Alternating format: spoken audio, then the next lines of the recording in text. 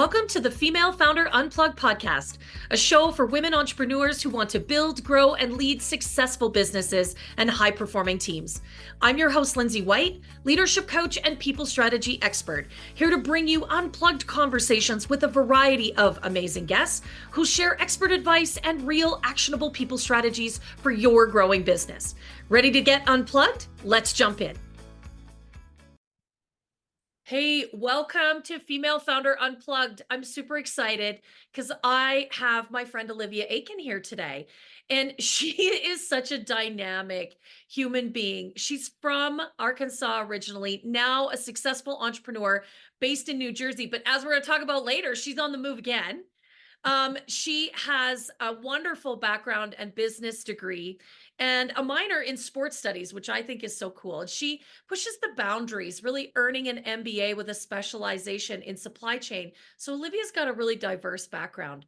Her expertise is showcased through an incredible list of certifications. She's a SHRM CP, she's a CAMP, sorry, I said that wrong. She's a CAPM, a CPIM, she's a Green Belt Six Sigma. And as a leader of Achieving Success LLC, Olivia really empowers others through the book she wrote called Achieving Success in Career Development. She's got a great podcast called Achieving Success with Olivia Atkin. And beyond her business empire, she really engages with others through consulting, speaking, and of course, her groundbreaking webinar series, Authentically Achieving Your Mix. Olivia is also a TEDx speaker, and her TEDx, if you want to look it up, was called Defeating Your Biggest Enemy, You. She's all about innovation, dedication, and a relentless pursuit of excellence. That's really defined her journey. We're going to hear more about that. And it's really about her passion for success and commitment to uplifting others that makes her a really inspirational person and someone I wanted to have on the Female Founder Unplugged podcast. So Olivia, welcome. Thank you for being here. And thank you for having me and those kind words. And I'm so excited to dive in to founding a business, being a female founder, and all things that go into that. I love it. I love it. Okay, well, we heard a little bit about your journey, but why don't you tell us a little bit more about how you started your own business, how you got into this racket? So for me, starting my own business, ironically, was something that I thought of years and years ago. When I was in high school, I took business classes and I really loved business, but I didn't necessarily know what I wanted to do. Right. As I got more into the sports realm, I was like, maybe I'll be a manager of athletes and I will manage them and get my law degree and, do all that kind of things. And I ended up not doing that. I ended up going into sports and managing athletes, but I didn't really look at it as a full-blown business. It was just something I was doing in addition to working for a pro sports team. And then throughout many different ventures I had, including writing my book, this idea of starting my own podcast came about, and through that, my business. And so for me, it was never this thing where I started out and said, I'm going to be an entrepreneur. Ironically, like I said in the beginning, though, I guess God was kind of laughing at me because when I went into college, I went in as an undeclared major.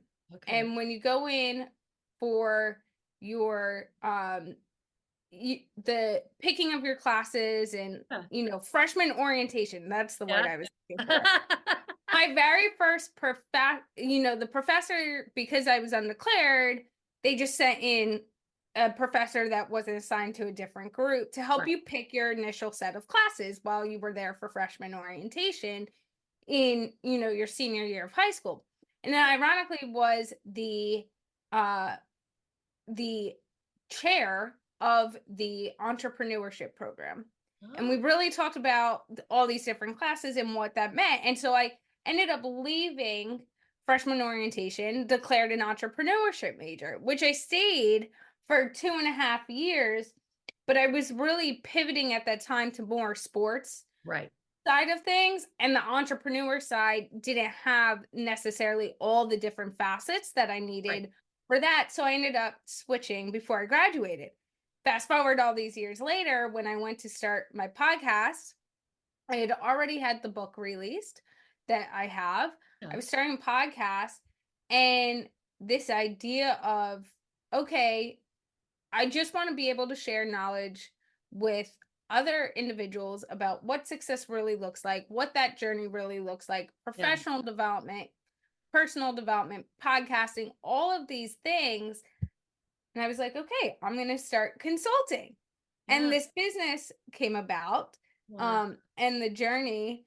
And then I actually texted my that Professor Tom Track, and I texted him the night before my business launched, and I said, I'm going to give you a heads up. No one knows that this is going to drop on social media tomorrow and all this, but I said, remember when I declared an entrepreneurship major and then I switched and you said you're going to find your way back to entrepreneurship one way or another? I was like, well, I found my way back. Oh, Um, cool. so that was really the journey of, it was a culmination of all my other past experiences and the passions that drove me into each of those that finally built me to be in the spot where I could start my own business and have the skill sets to do so in a way that I was proud and passionate about and had the space to really grow it. I love that. I like what a great story and how, entrepreneurship is nonlinear. We land here and we get here from all sorts of different directions. Mhm. I love that story, Olivia. That's super cool. And now, I mean, you have a very successful podcast, a best-selling book. You and I have recently done some work together. You consult with other podcasters. You just did an audit for us, for the show that was super valuable, gave us some really great insights. I know you help people get on podcasts. Like that now has really become a big part of what you do. Yes? Yeah, it is mainly what I do. I started the consulting side, as I mentioned, career development, Yeah. the resumes, all of that. And it is still something I help clients with, but it was something I'm passionate about, was passionate about. But as the podcast grew, the thing I did in the beginning before starting my podcast was really dove into understanding the nuts and bolts of all the Yeah, aspects yeah. of podcasting. Yeah. And so as the podcast grew, more and more people started to come to me asking me questions and this and that. And I was like, oh, there's really a need for this. Yeah. It's another way to help share my insights to other people and help them meet their goals and share their knowledge. And so that is something I continue to do today. I get to do with you as Good. well. And I'm loving it. And it really has become the bread and butter of my business, because sometimes it's not always where you envision the business to be when you start, but those superpowers you have found along the way, Yeah. that when other people start to acknowledge them, they go, oh, wait, yes, this is really where I should be sitting. This is how I can help. Yeah. And it aligns with what your overall purpose is. Yeah. No, and I love that because I think as entrepreneurs, like that's what we need to be is very nimble. We need to be responsive. We need to be able to, and I'm going to use the P word, pivot. We Mhm. need to be able to pivot. Like when our clients need something different or something new and interesting, a new niche shows up, that we are interested, we have value to add, we need to be able to move quickly and seamlessly into that space to provide value, new revenue stream. Your revenue streams have just completely shifted, right? But I think that that's part of being an entrepreneur is being able to be responsive in that way. So I think that's really cool. Thank you. And it's also sometimes, to add to that thought too, going, okay, I have these skill sets, I can utilize them in a different way. And when you start to look at it, right?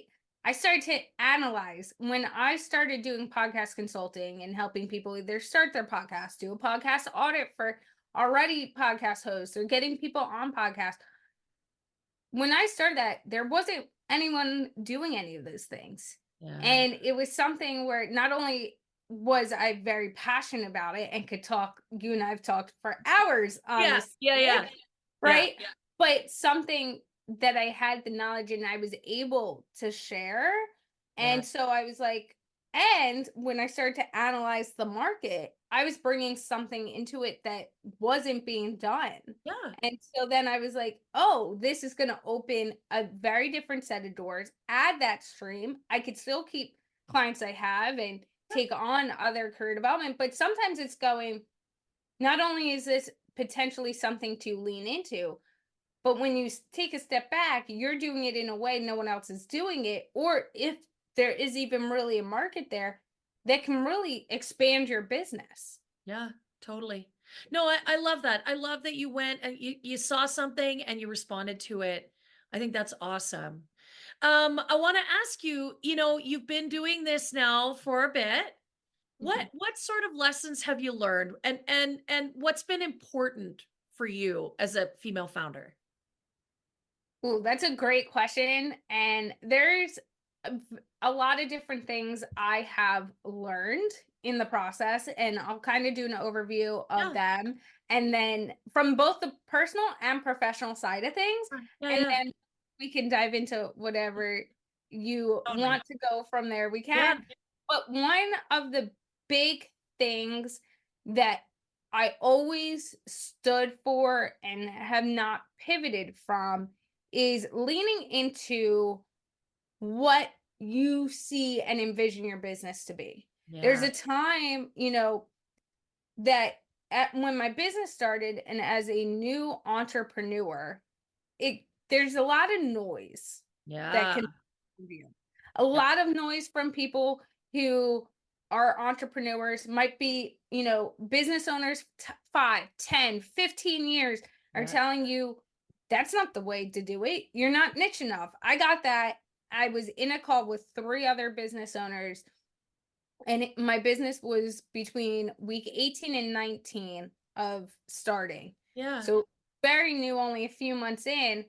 And in the this was a Monday night, and they were like, "You're not niche enough. You gave your elevator pitch Yeah. to us of what you do, Yeah.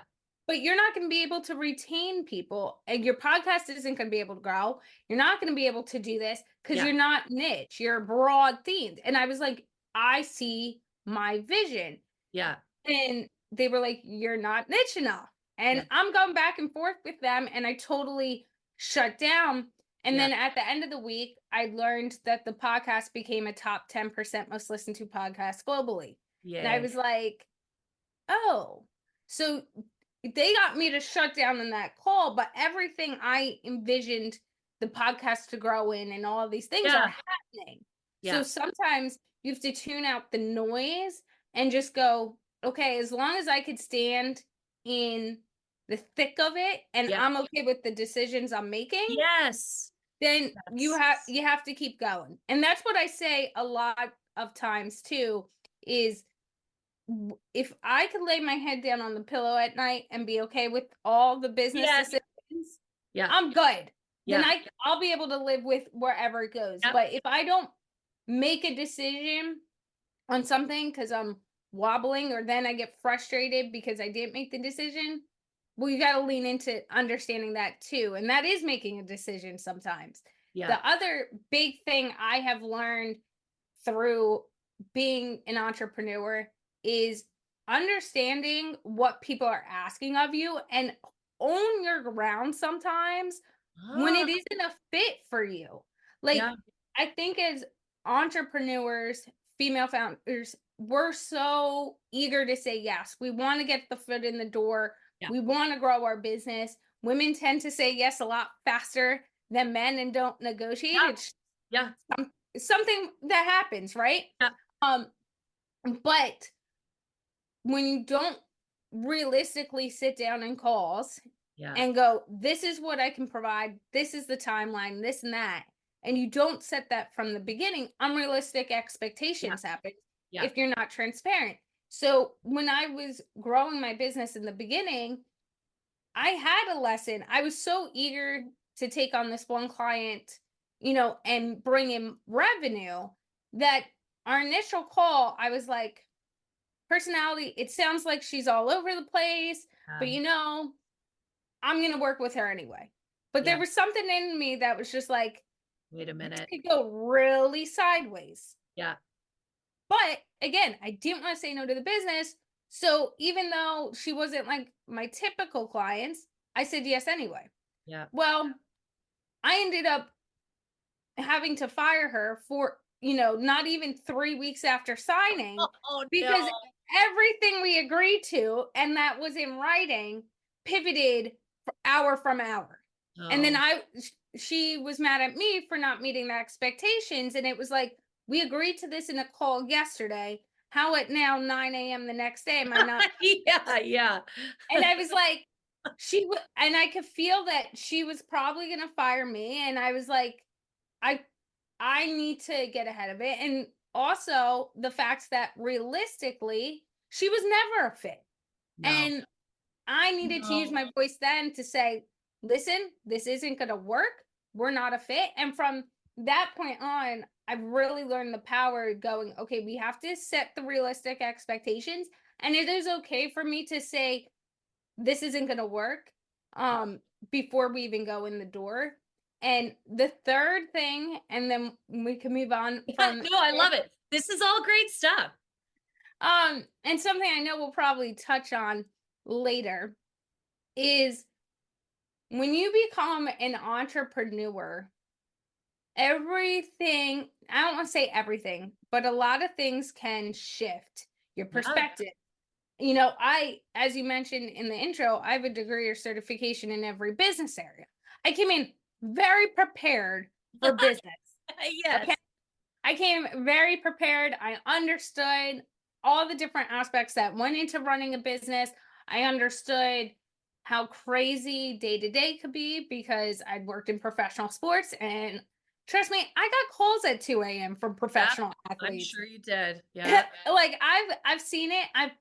I've had to be that person that was ready to take a call day in, day night. Yeah. I was ready for that. What I wasn't ready for was along the way through my entrepreneurial journey, my perspective and ability to step outside of my comfort zone in my personal life was also going to change.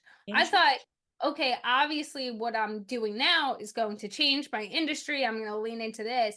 But along the way, that ended up very much also playing into my personal life. Oh, yeah. Yeah. Well, and we're going to touch on that later because Olivia and I are going to do a little work around work-life blend in a minute. But I want to put a pin in a couple things that you said. First of all, as a female entrepreneur, I think it is so critical that you do have a vision for your business and that you hold tightly to that. You really highlighted that. That isn't to say that you don't take advice or feedback, right? But if you feel really passionately about your vision, don't you dare let that go. Don't you dare let experts or gurus tell you what you should or should not be doing. You hold tightly to that vision. And I think, you said it, sometimes we can be very influenced because we're not certain. We are new or we are pleasers. That would be me. So we want to make people happy. And the truth is we deviate from our path. So I love that you did not And did and not do. adding that for 1 second, because I know you Yeah. probably have more to say, but I'm going to use an example here that even plays into my work, and you're going to laugh about this, Lindsay, because this is something you might have not even fully noticed, right? I won't pivot I never pivoted on my vision. Yeah. I pivoted on some of the work I was doing, but Yeah. really the overall journey and what I was trying to do and how to help people has not changed. Yes. Even in, for example, podcast audits that I write, and I did it for Lindsay. Yeah. There's some there's words I'll use, and when I give recommendations on things and go, "Oh, you're doing this really well, but this area I think could be improved," Yeah. I'll give 3, 4 options and then say, "This is my recommendation, but if this is something you fully, Yeah. want to stay in this, maybe just change this a little bit to help, but Yeah. like I totally understand if you decide to stay in Yeah. Yeah. what you're seeing, because at the end of the day too, as someone who wants to help other business owners, I also have to understand though that there might be something I don't know about Fair enough. and a different perspective that they're seeing, and sometimes it's coming back and going, and I've done this with podcast hosts after an audit, is like, um it's like they had a very different vision on something that they never told me about. And then when I said, "Hey, I think you should shift this," they're like, "But here's my question, because this was my vision." And I go, Yeah. "Oh, wait, there Yeah. was a disconnect on what you were putting out versus that vision, and this and that. We have, let me now talk you through this, because I understand wanting to stay Yes. where you are." Yeah. Now, you know what? So first of all, I appreciate that as someone who has worked with you. I would tell you that my philosophy is really similar because I work with female entrepreneurs on their people strategy. So similar but different. And the truth is, right? We offer suggestions, we create opportunities to shift perspectives, to consider options, all in service of helping our clients be more effective and efficient and ultimately create really powerful revenue generating businesses. But I would tell you that that's the same for me from my coaching and consulting work, is that I am all about helping my clients try and consider all sorts of options, all sorts of opportunities that ultimately are in service of that beautiful vision, because it is absolutely crucial that the moves we make are going to actually get us somewhere, right? We're not just doing things to do things, to be busy, right? We got enough busy. We're entrepreneurs. We got lots going on. But I really love that, and I think that's really important that you find you find the coach or consultant that is actually really going to be interested and invested in your vision, and then providing you the space and the creative ideas and solutions to help you achieve that vision in the way that's right for you. That's what Olivia and I are really saying here today. So I really love that. I think that is absolutely phenomenal advice for any of the female founders that are listening. We're going to transition a little bit now because part of Female Founder Unplugged is actually to get into the nitty-gritty with every one of my guests on this show. So we're going to talk about some real life stuff that's going on for Olivia, because she wants some coaching on some of these pieces, and I'm happy to have her here to do that. But if you're looking for some tools, some free things that you can download, I want to encourage you to go to highvoltageleadership.ca. I have got some incredible workbooks that are absolutely free for you to download, working on things like your authentic leadership style, some tactical pieces around, creating really incredible cultures in your business. They're all there, they're all available for you. Go check them out. I am all about supporting female founders as they hire and grow and lead really high performing teams.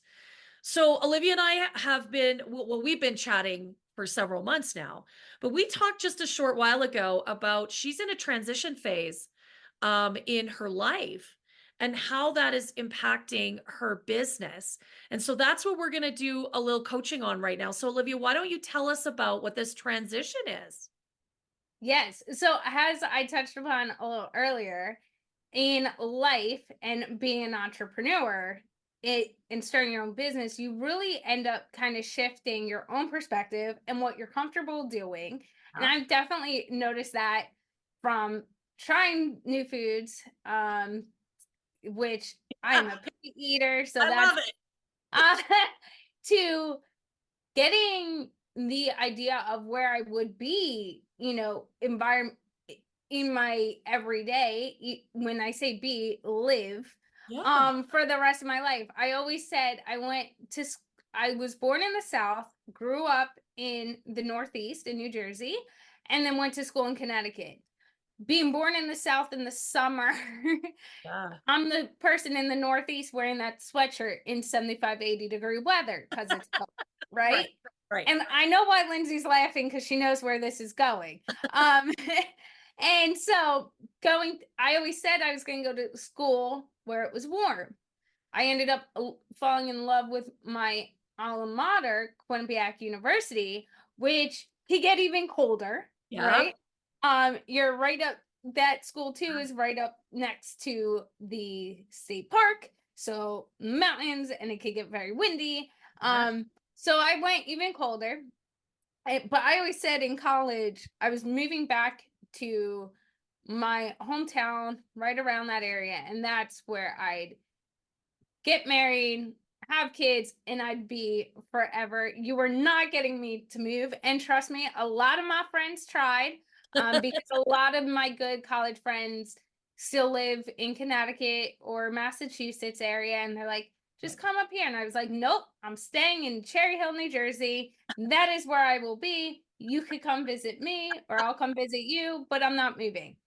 Well, as I went through my entrepreneurial journey, I just gotten single and I had started my business at the same time. You know, right around that time, I'd been in the process of starting my business and setting everything up, ended up becoming single, and then I met an amazing man who is in the US Coast Guard. Yeah. The only thing about the military branches, there's an element of moving that Yeah. goes into that. Yeah. And he wasn't even stationed in New Jersey when we met. His family, part of his family lives in New Jersey. And so he Okay. was in town when Okay. we ended up meeting. Um, and he was stationed in Florida. So for Okay. me, I was like, I love Disney and Yeah. I go to Florida at least a few times a year. So that plane ride, super easy. I was like, if the Philadelphia airport to Orlando, I could do on the back of my hand. I was Right. like, and I knew because I knew the airports well, how I could continue to do my business and answer Right. emails in the airport and this Right. and that and keep things seamlessly. Well, God kept laughing a little bit and he was like, oh, you think this is going to be an interesting, nothing's going to change. Well, we've gotten you out of your comfort zone a little bit. Let's see how much more you would go. Yeah. And then we decided, you know, we're going to live together and all this stuff. And I go back and forth from Florida and New Jersey if I don't do speaking. And then he got his next orders, And which what's the plot twist? What's the the plot? plot twist to this all is not only are we relocating in the midst again, and now we're going to be 100% living together, not just for like 2 or 3 months at a time, but Yeah. fully. But it's basically the farthest you could go in the US and have it be US territory, Yeah. and probably the coldest you could also go. Ah, So we will be relocating to Juneau, Alaska. which is seriously, what a plot twist. Um, that's super exciting. Like, what an incredible adventure.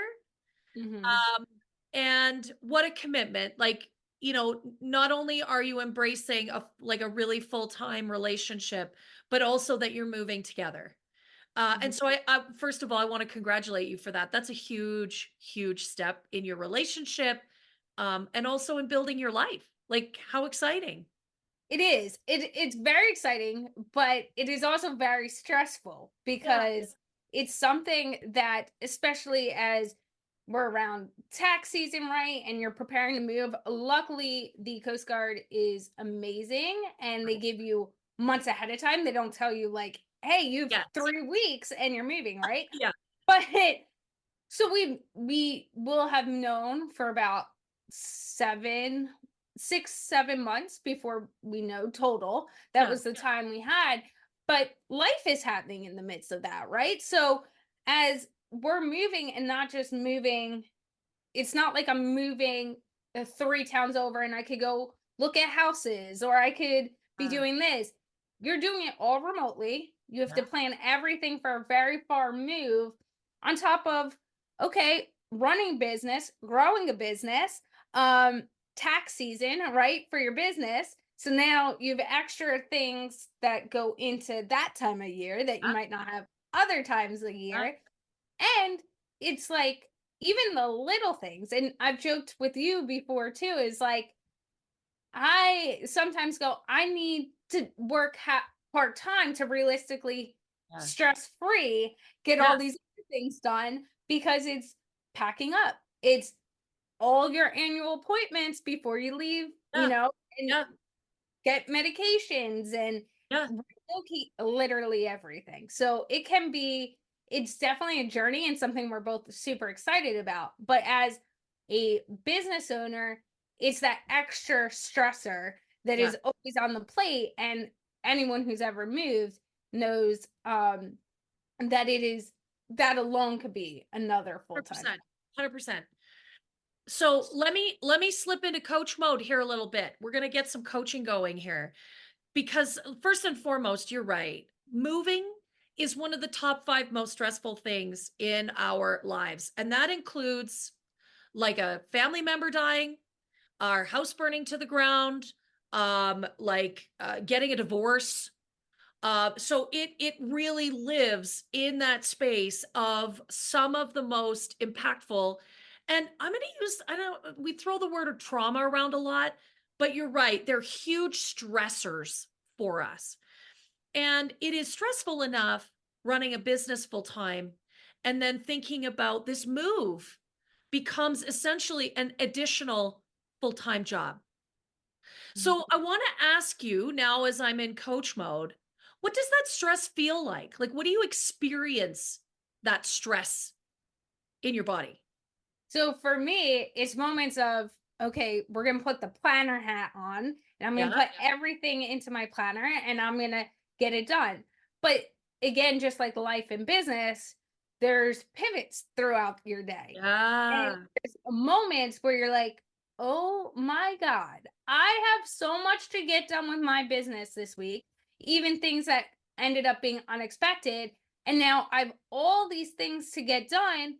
And especially with a move, things are time sensitive. There's certain things Ah, that you don't yes. have the option to just go, okay, this will hold off till next week or two Yeah. months from now, No, no, right? you got to get it done in the moment. You got to get done. So I go from like not thinking about now's not the time I'm going to focus to like, I just did this with my boyfriend actually last week. I was like, do you understand? Like, everyone's trying to give me these, okay, well, I'll use the example of packing. I started to pack Yeah. because I have to get my stuff from New Jersey to Florida for them to then take it from Florida Oh, to the yeah. because Yeah. that's where he's stationed. So I have to get all my clothes that I will need out there Yeah. out to Florida. And originally, this was going to be something that was I was going to do when I came back in April and May, Yeah. mid-April, and I was Yeah. staying and he was going to fly out and take it all back and we had a plan in place, right? And it was one thing that when I was home for a few months in March I didn't have to think about. Well, then the plan changed Yeah. because then schooling that he needed to attend that the Coast Guard was asking him to attend before we hit the new base happened. And now the night before I flew home in uh February, we were like, oh, you have 3 weeks to pack up as much as you can pack up and get it back when you come back Yeah. in March. Yeah. And so then I was sitting there one night with my parents and they're like, oh, well, just like put everything you possibly want to take out and just do rounds of like eliminating your clothes to like decide what you're taking. And I was like, do you understand? I don't have the time to do rounds of packing. Yeah. Like, Yeah. and so in that moment, I felt like no one understood, which I Yes. think a lot of entrepreneurs can also go through, but it's also the feeling of there's just not enough time in the day. Yeah. And Love how it. that look. Yeah. Yeah. So because I think you brought up some really important pieces. First of all, I want to acknowledge that, when you feel like you have a great plan and the plan changes, that's really frustrating. that's really deeply frustrating and angering, right? And we can immediately get these flashes of frustration, and they can derail us if we're not managing them really carefully, right? We can go right down the rabbit hole on that. And so I can appreciate, and I think anyone who's listening can appreciate that level of frustration, and I can see it in your face. And then I think the other part I hear from you, you didn't use the word, I'm going to use the word overwhelm. It gets Mhm, overwhelming, especially when you think you have a plan and then you lose control. mhm. And And I does that sound right? That there's some control at and stake here? yes, and I think you hit the nail on the head there, because I understand running a business. There's a level of that you could plan, but you have to also plan for like the unknown a little bit and have that space built in. Yeah. Not having control Yeah. of the things we thought we were going to have control on can really be that thing where it's just like, okay, I had everything planned out Yeah. and it really fit. And now we're adding another element into the mix, Yeah. another thing. And I try to be as transparent as possible, but there's also a level of like, everything has to get done. Yeah. And I can't sit here and go, okay, well, I can't do this. Yeah. Either the I can't do this would have to come from my business side. And Yeah. now as an entrepreneur, because a move, right? Getting your taxes to the accountant Yeah. before the government Deadline. comes and finds you is Yeah. not a choice. You're following Yeah. Yeah. You don't want to mess up that deadline. That one's not no, really right? my, yeah. So There's no compromise there. Yeah. right. So there's Yeah. no compromise on that. There's no compromise in getting my clothes to Florida from New Jersey unless I don't want to have clothes, Yeah. right? Unless you don't want nothing to, well, and the right clothes, because you Right. got to send the clothes for Alaska to make sure you're warm enough, Right. And right? like right. And so now that's not something you can change. Life events, like in Yeah. the same point of being here, I'm also home for my father's birthday. Yeah. Well, that's not something I'm not going to show up and Yeah. do. You can't change that date. Can't Yeah. change that, right? So all these non-work things have gotten to a point where you just can't control them, and there's no option. Like you got to do it. Yeah. Well, okay, they have to get done. Got to fit that into the plan, and now little unexpected things, Yeah. personally as well. The doctor changes the appointment, so now Yeah. you got to change that. All those things, right? Well, now what has to affect? Are you going to not grow your business? Yeah. Am I not going to take on the client because I go, I need more time in my day? So that's the part that gets overwhelming Yeah. for me, at least. And I don't want to speak for other entrepreneurs who are going through the same thing, but for me, there's been moments where I'm like, does no one understand as an entrepreneur, like me not Yeah. being able to do these things means there isn't income coming in, right? Yeah. There's all these things that could be affected while trying to also grow the business and be there for my clients. Yeah. Yeah. Because you don't want to drop the ball for the client.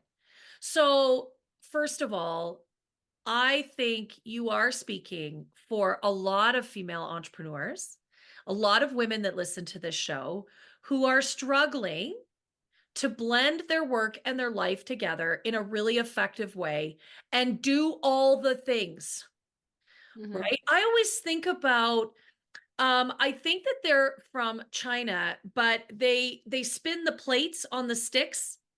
Does that make sense? Maybe we could get a visual going. But you not only do you have to keep all the plates on the sticks, you have to keep all the plates spinning as they're on this, right? Like this Mhm. isn't just holding a plate up in the air. This is keeping the plate spinning while you're holding the plate up in the air. And you're going to hold like 12 of these things.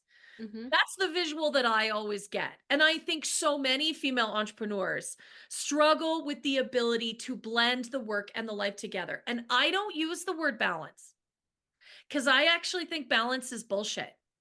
I think that's a myth. I don't think there is such a thing as balance. I think it's about blending. And that's what I hear you saying is that you're struggling to blend the two right now because it feels like the personal side's pretty heavy, but you're also deeply committed to the business side. Have I got that right? Yes. Yes, Yeah. you have. Yeah. So, okay, so here's a couple things you might want to try. And if you're listening, you could try these too. First of all, this is a big one. Take a deep breath. Actually, take 5 deep breaths. Like as soon as it starts to feel overwhelming, you feel the frustration coming up. Maybe you even start to feel like hot, right? Because when we get in this space, we can just feel our temperature go up, our blood pressure starts to spike. I want you to pause. And I just want you to breathe in through your nose and breathe out through your mouth. And I want you to do that 5 times because honestly, our brain just needs a little oxygen. That actually helps us to reset. Is that like as a starting point, Olivia, is that valuable? Yes. Because sometimes we forget. We're like, We right? forget. Myself included, like that story I told earlier with the clothes, and I was just like, you don't understand. There isn't Oh, time. And sometimes it's like, okay, you stop and like I can't control how many minutes are in a day. nope. You can't. We cannot manufacture time as much as we would love to, but we can pause. We can pause so that we don't get frustrated. Because if we get frustrated and overwhelmed, we get derailed even further from our task list. That's the key. So Mhm. we're better off to pause for a minute or two, get collected, get recentered, get refocused. And then the second part, as a coach, that I recommend to all of my clients is really thinking about your sphere of influence. What do you actually have control over?